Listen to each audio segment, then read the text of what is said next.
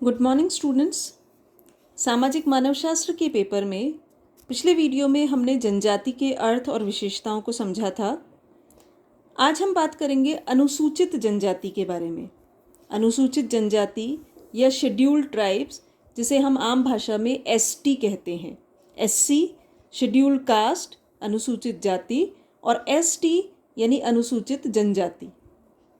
अनुसूचित जनजाति के बारे में जब हम बात करेंगे तो उससे पहले हमें समझना होगा कि भारत जो कि एक संपूर्ण प्रभुता संपन्न, समाजवादी, धर्मनिरपेक्ष, प्रजातंत्रीय गणराज्य है, उसकी अपनी एक संसदीय प्रणाली है और सरकार है। 1950 में जब हमने संविधान की व्यवस्थाओं को स्वीकार किया था, उसमें ये स्पष्ट उल्लेख है कि समानता तथा विचारों की अभिव्यक्ति को मौलिक अधिकारों में सम्मिलित किया गया है। इसके साथ साथ शोषण से रक्षा का अधिकार, धार्मिक स्वतंत्रता का अधिकार तथा अल्पसंख्यकों को अपनी संस्कृति, भाषा और लिपि के संरक्षण, इन सब को भी मौलिक अधिकारों की श्रेणी में रखा गया था। जनजातियों को अपनी संस्कृति बनाए रखने तथा अपनी सामाजिक आर्थिक स्थिति को ऊंची करने के लिए संविधान ने अनेक धाराएं बनाई है कि जनजातियां किस प्रकार से अपनी संस्कृति का संरक्षण कर सके। यानी एक प्रकार से जनजातियों को संवैधानिक संरक्षण प्रदान किया गया है ताकि वे अपने सामाजिक, आर्थिक, राजनीतिक स्तर को ऊंचा कर सकें, अपनी संस्कृति को बनाए रख सकें और भारत की मुख्य विचारधारा में सम्मिलित होकर भारतीय समाज के विकास में अपना योगदान दे सकें।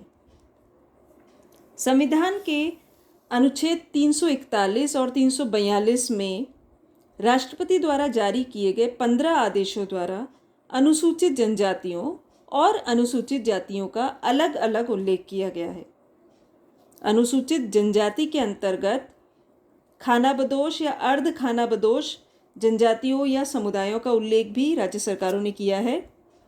इसका मुख्य उद्देश्य, इस प्रकार के व्यवस्था का मुख्य उद्देश्य है कि जो जनजातियां अभी तक पिछड़ी हुई हैं उनके लिए योजनाएं बनाई जा सके, उनको चिन्हित किया जा सके, उनकी समस्याओं को पहचाना जा सके और उनके उत्थान के लिए योजनाएं बनाकर उन्हें समाज में समुचित स्थान दिया जा सके।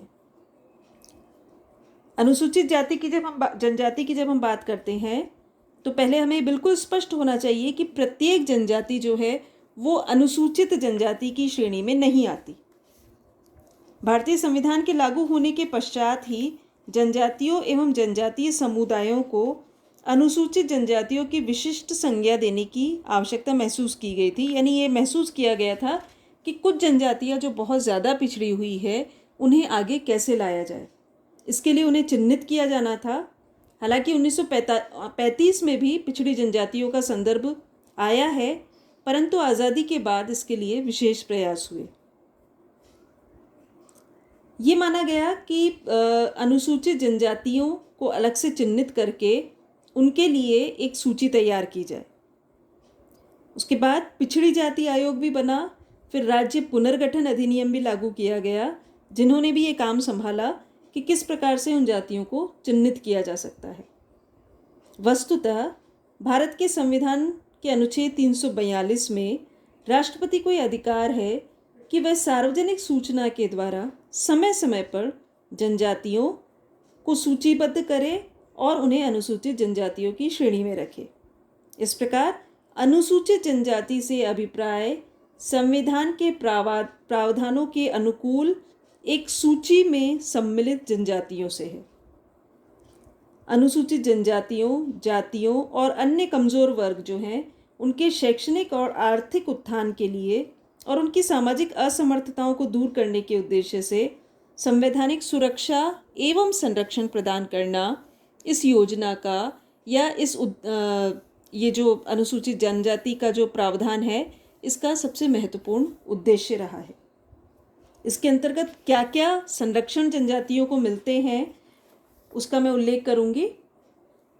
पहली चीज़ है अस्पृश्यता को पूर्णतः उन्मूलन किया जाए। अस्पृश्यता से उन्हें मुक्ति दिलाई जा सके, छुआछूत को दूर किया जा सके। दूसरी बात है शैक्षिक और आर्थिक हितों की रक्षा की जा सके और सामाजिक अन्याय से उनका बचाव हो सके।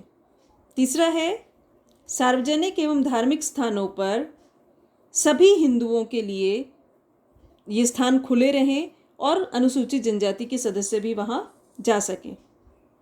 सार्वजनिक भोजनालयों, कुओं, तालाबों, स्नान घाटों, सड़कों और जितने भी सार्वजनिक मनोरंजन स्थल या समागम हैं उन सब का उपयोग करने के लिए किसी भी प्रकार की अयोग्यता या प्रतिबंध को न माना जाए।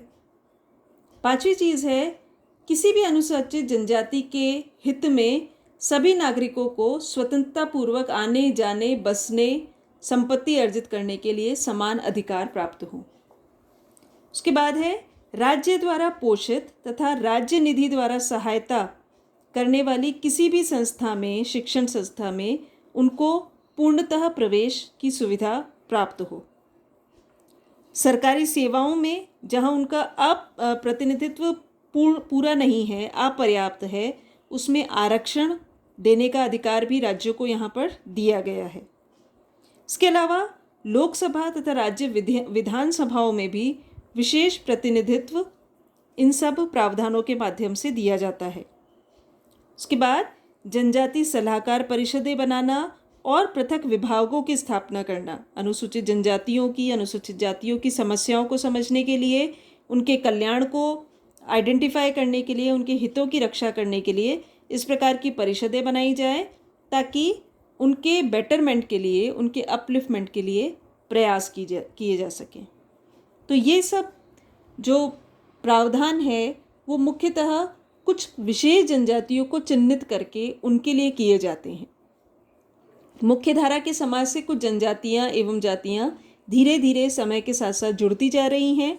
इसीलिए अनुसूचित जनजातियों की जो लिस्ट है, जो अनुसूची है, उसमें समय समय पर परिवर्तन करने का अधिकार भी राष्ट्रपति को प्राप्त है कि उसी के आधार पर अनुसूचित जनजातियों का निर्धारण होता है और उसके बाद जो भी बेनिफिट्स या उनके अपलिफ्टमेंट के लिए, उनके उत्थान के लिए जो भी प्रयास किए जाने हैं उनको आइडेंटिफाई किया जाता है।